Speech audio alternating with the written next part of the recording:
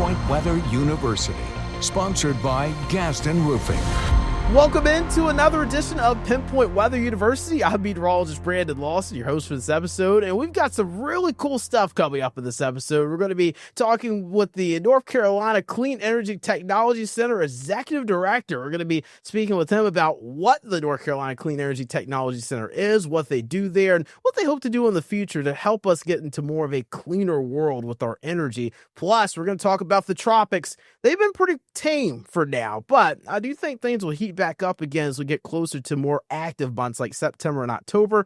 We'll talk about what's keeping things quiet right now in the tropics. But first, I want to start with our special guest for this episode, Executive Director of the North Carolina Clean Energy Center over in Raleigh at NC State. I've got Steve Cowdle on the show with me today. Steve, welcome in. Thanks for joining me, my friend. We've done some cool chats in the past, and I just want you to kind of just talk to our viewers about what the North Carolina Clean Energy Technology Center is. This might be a new thing to many folks that are tuning in here.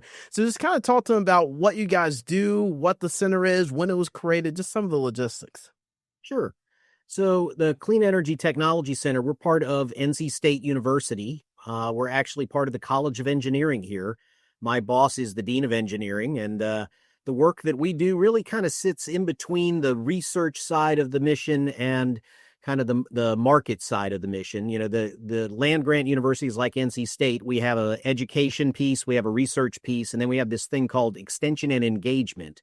And we sit in that extension and engagement space, helping to take the information that comes from the universities and get it out into the real world where it can be most useful.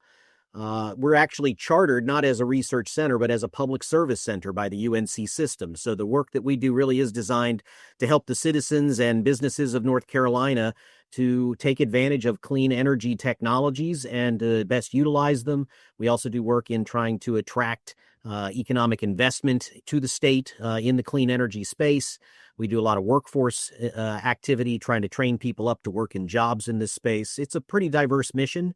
But it's a lot of fun.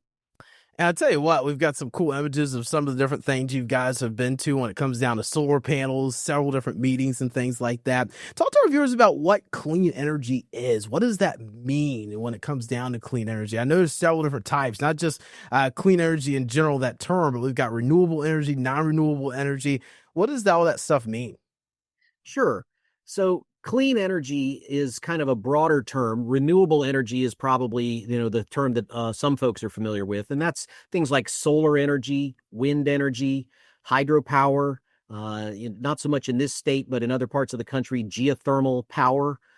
These are technologies that basically they don't require a exhaustible fuel source, and so you can use a lot of sun, you can use a lot of wind without exhausting the fuel source, and you can create electricity without a lot of emissions or wastes that are coming from it. Nuclear kind of sits in the middle, and it's kind of considered a clean energy resource, but not a renewable energy resource. You do utilize uranium to make nuclear power, but nuclear power, once you've got it built, and that is a big piece of the puzzle, but once it's built, it runs very cleanly as well and doesn't have emissions. And so nuclear is a piece of the puzzle. And then you've got, fossil energy or more traditional energy resources, and they kind of run down the spectrum. Natural gas being the cleanest, and propane, which we see used both for some remote power and for some vehicles around the state. Those gas resources are cleaner than coal. Coal is probably the dirtiest resource out there. And we see a lot more companies, big corporations switching to more clean energy resources. Where are we, not only as a state here in North Carolina, but where are we as a country when it comes down to renewable energy resources? Are we getting to where we need to be in order to fight this greenhouse gas emission that we've continued to do over the last several years? Yeah, we've been making good, steady progress in this country and in North Carolina towards, kind of moving us in the direction of low and no emission resources. North Carolina, I believe, is currently the fourth largest solar market in the United States. I'm not sure I got that exactly right. It's somewhere between 3 and 5. And, we do have some wind resource here in the state, both land-based wind out at the coast, and we have some of the best offshore wind resources in the country. You put that far enough offshore that you can't really make it out from the sand. And we have a lot of energy potential in the offshore wind space. We haven't built any of it yet, but that's a conversation. So we do have a lot of good resources. We have a lot of existing hydropower in the state, and we also have one of the largest nuclear energy bases in the country as a state. So when you put all those pieces together, our energy in North Carolina is pretty clean. But it still has a ways to go, and we do still have, dirtier plants that are scheduled to retire. There is state law in North Carolina, though, that says that by 2050, we have to be at 100% decarbonized power source in North Carolina for the utilities. And so we're working towards that goal. And, that's really what the game is right now, is how fast can we get to that 2050 goal and keep prices for the energy affordable for all consumers in the state. And looking at this chart here, this is from nonprofit group Climate Central. They've made this chart that shows the public and private investment in clean energy in North Carolina alone. Zero emission vehicles, people know what those are, electric vehicles, solar panels, people have seen those. But what are heat pumps? Many folks might not know what that is. What exactly are heat pumps? It's funny you say that. I just had one installed at my house. Really? An electric heat pump is a device that can provide both air conditioning and heating for your home. And it basically takes advantage of a process that allows you to be much more efficient in the amount of energy needed to heat and cool your home. And so, what we see is a real shift towards trying to push more people out of heating with fossil-based energy resources in their home and cooling with electricity alone, and coming up with a device that kind of does it all as one package system. Those heat pumps are a great technology. They are coming down in price. There was a federal tax credit for some of them that I think is getting ready to expire now, but they're a great resource, and they help to move us in the direction of electrifying our homes in a way that we can take better advantage of renewable energy in the future. That's really cool. So that would be considered a renewable energy resource, which is not producing any pollutants per se, or would that be kind of in the middle? Yeah, I mean, what I would characterize it as an energy efficiency resource. And so the cleanest energy is the energy you didn't have to produce in the first place, as the old saying goes. And so whether it is a energy efficient heat pump, or it is a advanced window glass that helps to keep heat out of your house, or it's better insulation, or it is a more efficient hot water heater. All of those things don't generate clean energy, but they avoid needing energy. And by avoiding needing energy, you're avoiding, the energy that comes from the mix that is not 100% clean, right? So, you both save the customer money. They don't have to generate that energy and buy that energy from somebody. But you also help to clean up the grid by basically keeping the demand lower. All right, Steve, we're going to take a short break, but we're going to come right back with you here in just a little bit. The North Carolina Clean Energy Technology Center there in Raleigh, Executive Director Steve Cowan with us on the show today. We're going to talk more with him on the other side of the break, discussing just exactly where we need to be in the future when it comes down to clean energy to get to that net zero carbon emissions in North Carolina. And we're also going to be talking about what they're going to be doing in the future to help with that effort as well. We'll be right back after this short break here on Pinpoint Weather University. Here for you on Queen State News Plus. We'll be right back.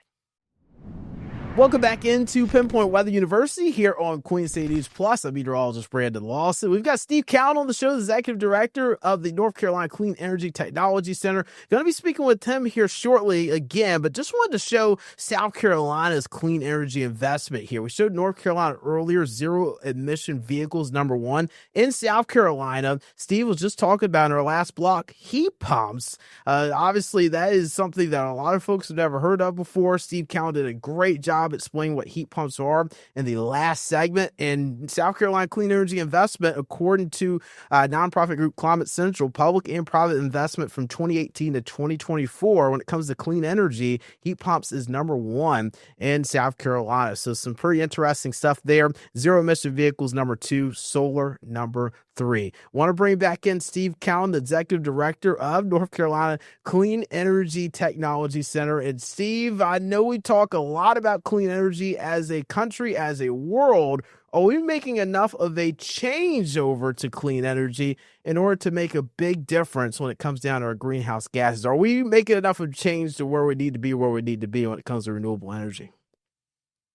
Well, we're certainly making a change, and we're making it faster than I think anybody thought we could. But there is still a need to do more and to do more faster.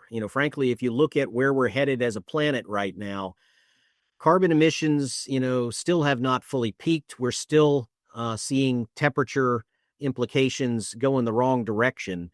But the good news is that there are, a lot of problems in the past that we've had as a world that we've managed to engineer our way out of. And I have some faith that we are continuing to get new technology into the marketplace faster, cheaper, and better in a way that's going to allow us to arrest the climate change problem before it becomes, too big of a problem to deal with.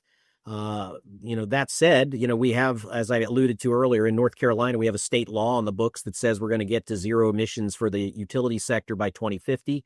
That is a good progress. And, a lot of folks in different parts of the country are working the same way. We see similar activity in other parts of the world. And so, if we can keep making the investments and keep driving the new technology forward and keep, universities inventing new technology to help us get there, hopefully it'll all work out. And you guys are a part of this mission, a big part of the mission here in North Carolina.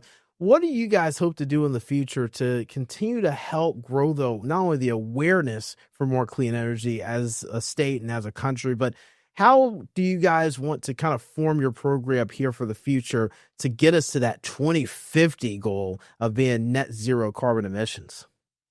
Well, the heavy lifters in this conversation are folks like Duke Energy and, the folks in the industries that make and distribute and install these technologies.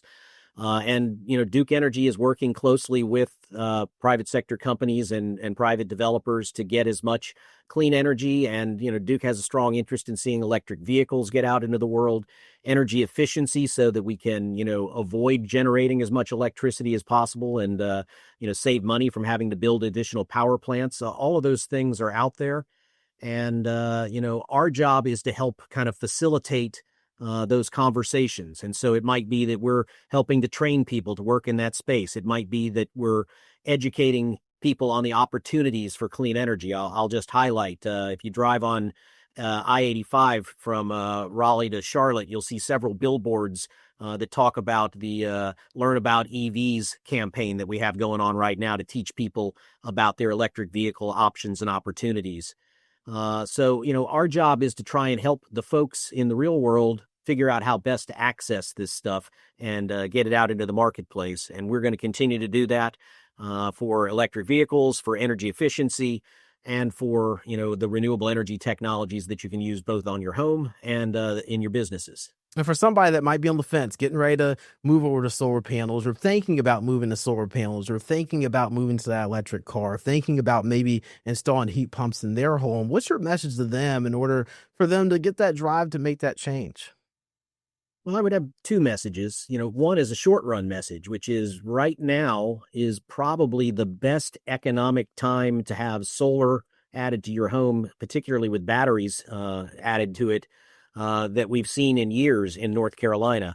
By the end of this year, that situation will change. Duke Energy has a pilot program out there in the Duke Energy Carolinas territory called Power Pair. And so you can actually get a subsidy through your utility company to help pay for both your solar and your battery storage at your house.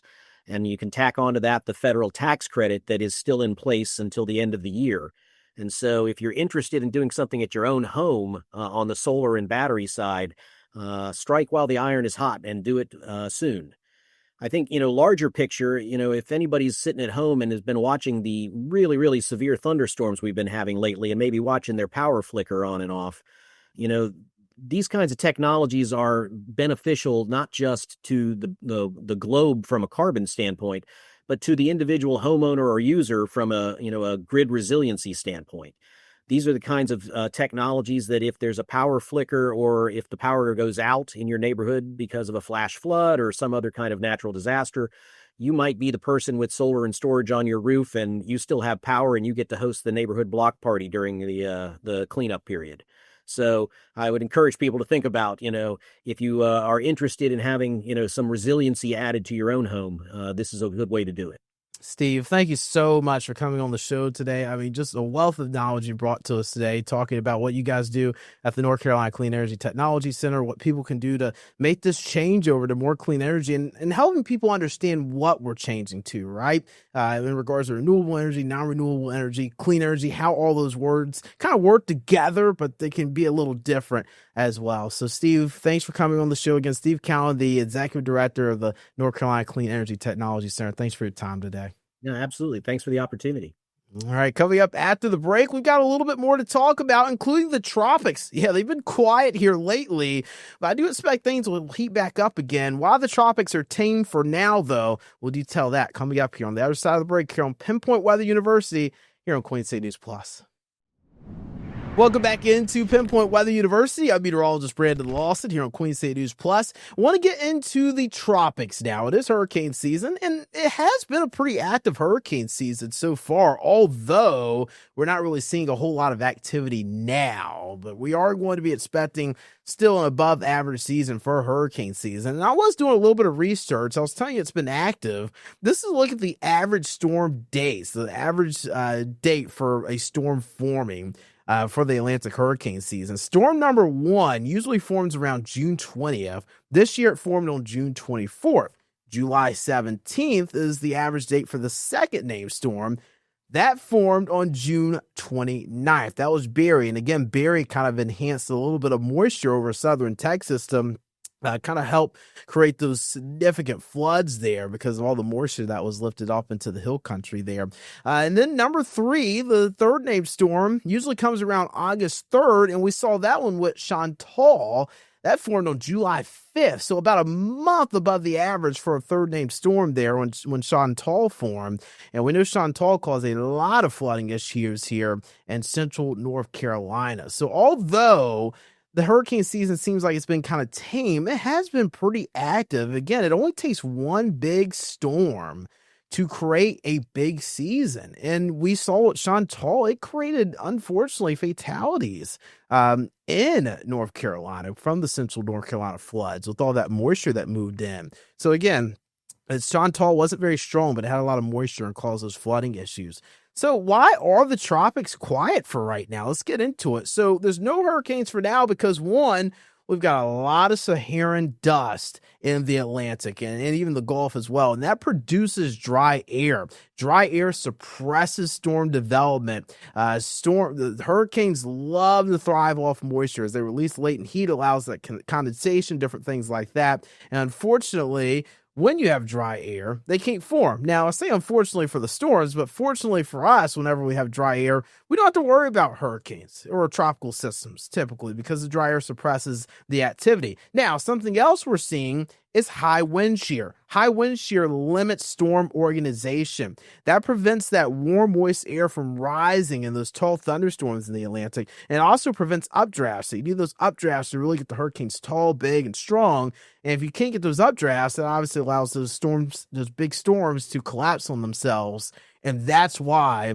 we're seeing a very limited hurricane season at this time, at least for now, here as of July 22nd. I do expect things to pick back up again as we go into August, if not September. So here's a look at the Saharan dust. You can see it really filling into the Atlantic here. And, we typically start seeing waves come off the coast of Africa there. And, when you've got those waves coming off the coast of Africa and you look at it, there's a lot of Saharan dust out ahead of that. And that is just dry air that just tears those storms apart. They don't have any moisture to drive off of. So that's why we've really seen things calm down with that. But we've also seen a lot of wind shear, and we're continuing to see wind shear. This is a look at the current wind shear now. Now, there's some pockets of little shear where you can see the ocean on this graphic. There are pockets of little shear, but notice how much shear we have in the Atlantic. Those red colors, that is high wind shear, and that prevents those updrafts from happening, and that also prevents those storms from really, really getting powerful and organized. It really tears their organization up. So again, that's why hurricane season for now has been tamed here as of July 22nd. We're not expecting any tropical development. So that's Wednesday, July 22nd. Not expecting any tropical development within the next 7 days. But again, it is important to remember, folks, hurricane season is a long season. It goes to November 30th. So we are going to be getting more active again. We are going to see more tropical systems this year. It's just a matter of when things will pick back up. The peak of hurricane season usually is right around the middle of September. That's when the waters are the warmest. That's when we tend to have less wind shear. That's when we also tend to have some less Saharan dust, but that can still go on as we get later into the season. That's going to do it for this edition of Pinpoint Weather University. I'm meteorologist Brandon Lawson here at Queen City News Plus. Hopefully you enjoyed our discussion with Steve Cowan, the Executive Director of the North Carolina Clean Energy Technology Center. And again, those tropics, they're going to heat back up again soon, and we'll be here for you when they do. Thanks for watching here on Pinpoint Weather University on Queen City News Plus. I'm meteorologist Brandon Lawson. Take care.